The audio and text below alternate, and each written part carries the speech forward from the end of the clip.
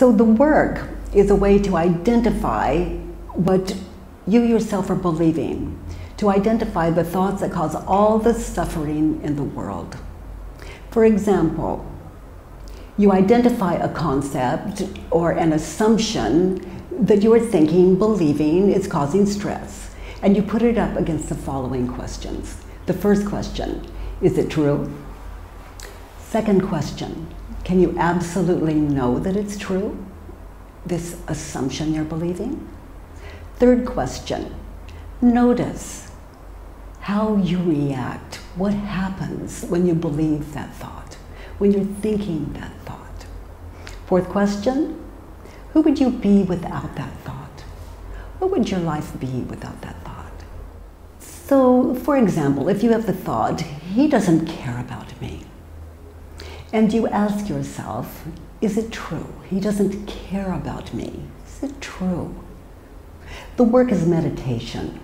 It's contemplation. It takes very deep stillness, because what arises to meet that question is pure knowledge, yours. You know, you're the teacher you've been waiting for. And in the stillness, as you wait for that answer within you to meet, is it true?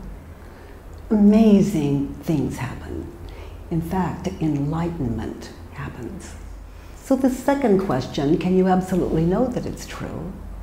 Let's say your answer to the first question is yes. Yes, it's true. He doesn't care about me. He told me he doesn't care about me. And so the second question, can you absolutely know that it's true? It gives you an opportunity to experience amazing other ways of seeing that same idea. So I invite you to test it and to see how widely and vastly your mind can open just through the experience of that second question. Can you absolutely know that it's true, that he doesn't care about you, or whatever concept and assumption you're questioning? So the third question, how do you react when you believe that thought? How do you react? What happens when you think that thought, that he doesn't care about you or she doesn't care about you? So notice first, emotionally, how that concept shifts your feelings. Notice your heart rate. Notice a depression that may begin to happen. Notice how you react, what happens when you think that thought. Notice the images of past and future that arise when you think that thought. And of course, the emotional comes out of witnessing that apparent past or future that is in your mind's eye now. So that fourth question, who would you be without the thought? He doesn't care about you. Who would you be without the thought? And I'm not asking you to drop the thought. I'm simply asking you to contemplate, to become very still, and imagine yourself even with that person. Imagine yourself at the market. Imagine yourself with or without that person, only without the thought, he doesn't care about you. So many of us come to understand very quickly as we experience the answers to these four questions. And the answers, that's where the power is, not in the work, but your answers. So what people begin to notice is that with the thought, that is the cause of all stress and suffering. And without the thought, you cannot suffer.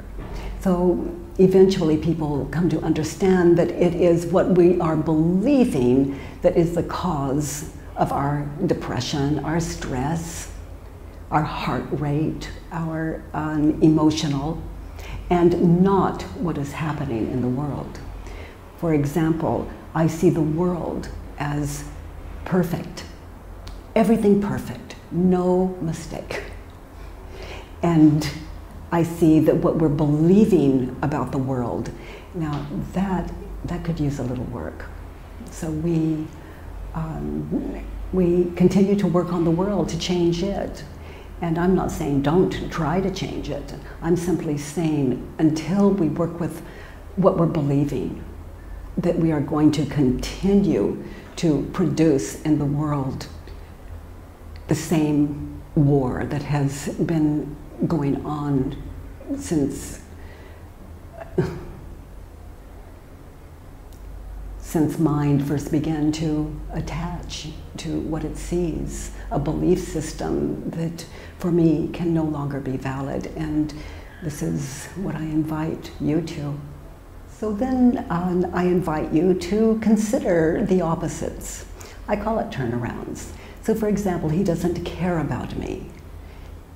Turned around to an opposite, he does care about me. And then to become very still again, always remembering that the work is meditation.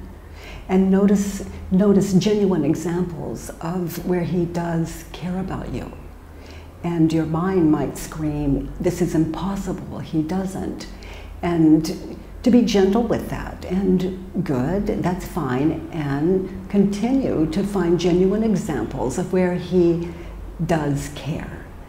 And that's the invitation. Another opposite, he doesn't care about me. Another opposite is, I don't care about him. And that may sound insane, and yet I ask you to find genuine examples. To find genuine examples of where you have been uncaring toward him. And then in that, you may even want to apologize and make amends and make it right with yourself and him, if that's what it requires, for you to be right with yourself. Another turnaround, original concept, he doesn't care about me. Another turnaround, I don't care about me. And this can be stunning at first. And I invite you to get very still and to begin to find the genuine examples of where you have not been caring about yourself. And that, you know, I invite you to illuminate yourself just by contacting what is already within you,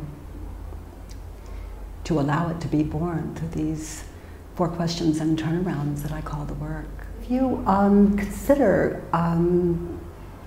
after doing the work, you have the thought, let's say, he doesn't care about me, and it could be that you experience humor, and then you begin to notice that it was absurd.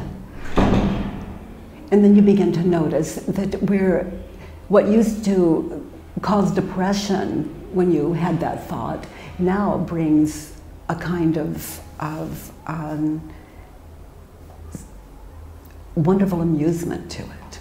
So this is the difference between depression and no depression, and I see it as the difference between asleepness and awakeness, or unenlightenment and enlightenment, to just one concept. That's just one concept. And questioning one concept can change what you believe about everything.